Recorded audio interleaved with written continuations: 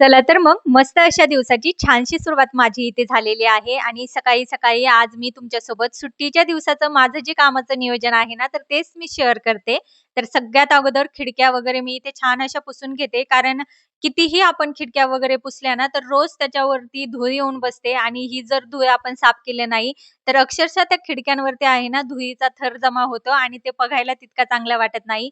आणि घरातील ही एक अशी वस्तू आहे का ही आपण नेहमी व्यवस्थित अशी स्वच्छच ठेवायला पाहिजे बरं का. कारण टी टेबलकडे काय होतं ना, आपलं लक्ष जात नाही आणि मग कधी-मधी आपण जर आपल्या घरी कोणी आलं आणि टी टेबलवरती अशी धूळ वगैरे जास्त दिसली ना, तर ते आपल्याच मनाला बरोबर वाटत नाही आणि कुठेतरी मग आपल्याला वाटतं, की आपण हा टी टेबल पण व्यवस्थित असा पुसायला पाहिजे होता बरं का.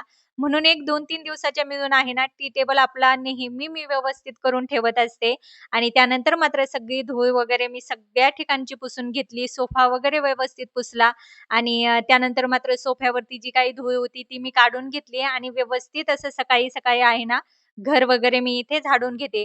आता टी टेबल वगैरे त्याच्या त्याच्या जागेवरती मी ठेवून दिला आणि मग लगेचच बाहेर आले. बाहेर आल्याच्या नंतर मात्र मला मस्त असं अंगणामध्ये आज पाणी वगैरे मारायचं होतं. सगळा पोर्च वगैरे छान असा धुवून घ्यायचा होता आणि सुट्टीच्या दिवसामध्ये काम करण्याची मजाच खरंच काहीतरी वेगळी असते बरं का. कारण आपल्याला आहे ना लेकरांचा काही त्रास नसतो. लेकरं जराशे उशिरा उठतात आणि आपण पण आपल्या मनाने, आपल्या पद्धतीनं जे काम आपल्याला अगोदर करायचंय ना, तर आपल्या मनावरती असतं, की सुट्टीच्या दिवसामध्ये कुठलं काम करायचंय आणि कुठलं काम ठेवायचंय. कुठल्याही कामाचा आपण जास्त लोड घेत नाही. आपल्या पद्धतीनं आपल्याला काम करायचे असतात घरामध्ये आणि म्हणूनच आहे ना, सुट्टीच्या दिवसामध्ये मला काम करायला फारच जास्त आवडून जातं. कारण मग कसं होतं ना, लेकरांना ज्या दिवशी शाळेत जायचं असतं ना, तर त्या दिवशी लेकरांना सकाळी उठवा, पुन्हा त्यांचा टिफिन वगैरे बनवा, त्यांना नाश्ता वगैरे करून द्या आणि नंतरच मग आपल्या घरातील कामाला लागा. पण सुट्टीच्या दिवशी मात्र असं काही नसतं. सगळं काम हे आपल्या मनावरती असतं. कुठलं काम कधी करायचंय, कुठलं काम किती वेळात संपवायचंय आणि एक निवांत असं कामाचं नियोजन माझं सुट्टीच्या दिवसामध्ये चालू राहतं. आता पाणी वगैरे मारून मात्र मी घरात आले. व्यवस्थित बाहेरचं अंगण वगैरे साफ केलं आणि घरात आल्याच्या नंतर मात्र फरची वगैरे मला आज छान पुसून घ्यायची होती. कारण आत्तापर्यंत देखील लेकरं बिछाण्यामध्येच लोळत होते. कारण थंडी पण जास्त आहे आणि हे लेकरं उठायच्या आतमध्ये आहे ना, तर हे सगळं जे काम आहे ना, तर मी व्यवस्थित असं आवरून घेतलं होतं. कारण मग एकदा लेकरं जर उठले ना, तर मग ते मध्ये-मध्ये करतात आणि कामामध्ये लेकरांनी मध्ये-मध्ये केलं ना, तर मग आपलीच चिड होते ना. म्हणून माझा प्रयत्न असतो, की लेकरं उठायच्या आत सगळं काम संपवायचं सुट्टीच्या दिवसामध्ये. सकाळच्या नाश्त्यामध्ये देखील थोडीशी गंमतच झाली बरं का आज. ठरवलं होतं एक आणि बनवलं दुसरंच. तर मस्त असं माझं नियोजन होतं, की मी नाश्त्यामध्ये पोहे बनवणार, पण लेकरांचं मन होतं, की त्यांना मॅगीच खायची आणि असं आमचं चाललं होतं, की पोहे खायचे की मॅगी खायची. पण शेवटी आहे ना, मला मुलांचंच ऐकावं लागलं. कारण 1-2 महिन्यातून आहे ना, लेकरांना अशी मॅगी वगैरे खाण्याची इच्छा होते. तर म्हटलं चला आता खूप दिवसातून आपल्याला लेकरं म्हणतायत, तर आपण पण बनवून टाकूया. तसं पाहायला गेलं तर अजिबात घरामध्ये मॅगी नव्हती. पण मग सबंध दुकानामध्ये गेला आणि त्यांनी मॅगी आणली आणि मॅगीमध्ये मी आहे ना मस्त अशी हिरवे वाटाणे घालून मस्त अशी छान मॅगी करणार आहे. कारण मग वाटाणे घातल्याच्या नंतर आहे ना मॅगीची चव काहीतरी खूप छान लागून जाते आणि तिची चवच बदलून जाते. त्यामुळे आहे ना मॅगीमध्ये जे काही आपल्याकडं गाजर असेल, वाटाणे असेल तर मस्त असे टाकून द्यायचे आणि त्या मॅगीच्या नादामध्ये आहे ना मुलं हे सगळं खातात देखील आणि मुलांच्याही पोटात हेल्दी काहीतरी गेलं तर त्याचा फायदा तर मुलांना होतच आणि सोबत आज देखील मी मुलांच्या नादानच मग मी देखील नाश्त्यामध्ये आज मॅगीच खाल्ली. तर मॅगी खरंच खूप छान झालेली होती. सिंपल अशी मॅगी मी बनवलेली होती. त्यामध्ये काही घरातले पण सुके मसाले घातले होते. तर मॅगी खूप जास्त चवदार झालेली होती.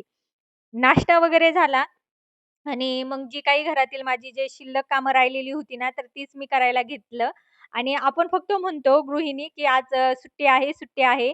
पण सुट्टीच्या दिवसामध्ये इतकी सगळी जास्त कामं वाढून जातात ना, तर ती आपल्याला स्वतःलाच कळत नाही.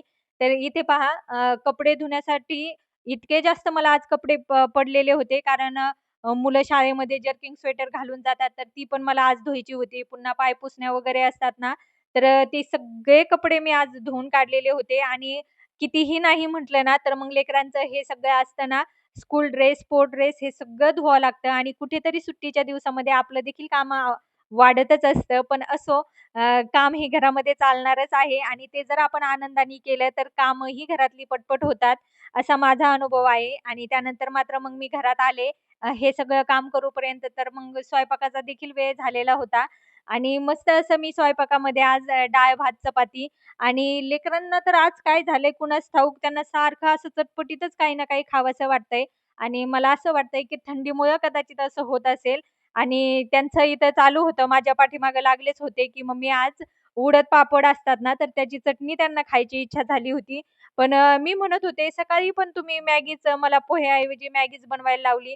तर असं बोलणं आमचं तिघांचं चालू होतं. पण दोघंही माझ्या बाजूला उभं राहून आहे ना, त्यांचं मला मनवण्याचं काम चालूच होतं आणि शेवटी त्यांनी मला मनवलंच आणि मग मी पण लेकरांसाठी म्हटलं, "चला आता आपण बनवूनच टाकूया," म्हणतात तर लेकरं आणि तसं पण मग आठवडाभर काय आपण त्यांच्यासाठी काय पुरी भाजीच खातात ते. तर मग कधीतरी असं सुट्टीच्या दिवसामध्ये त्यांनाही खावंसं वाटतंय. तर मग म्हटलं, "आता चला आता बनवूनच देते." तर मस्त असे अगोदर पापड वगैरे मी इथे तळून घेतले आणि आज जेवणामध्ये मस्त असं चपाती, उडदाच्या पापडाची चटणी आणि सोबतच आहे ना फ्लॉवर वाटाणा आणि बटाट्याची मी भाजी बनवलेली होती. मस्त असे आता पापड वगैरे तळून घेतले. जेवण वगैरे करून घेते आणि त्यानंतर जी काही कामं असेल ना, तर ती मी तुमच्यासोबत पुन्हा शेअर करते. तर संध्याकाळच्या वेळेला तर पीठ पण संपलेलं होतं गव्हाचं, तर ते दळण पण मला द्यायचं होतं, तर तेच ठेवायला मी निघले. तर असं काहीसं होतं सुट्टीच्या दिवशी माझं कामाचं नियोजन. आवडल्यास लाईक करा. चॅनलवर तुम्ही नवीन असाल तर प्लीज चॅनलला सबस्क्राईबर करा. धन्यवाद.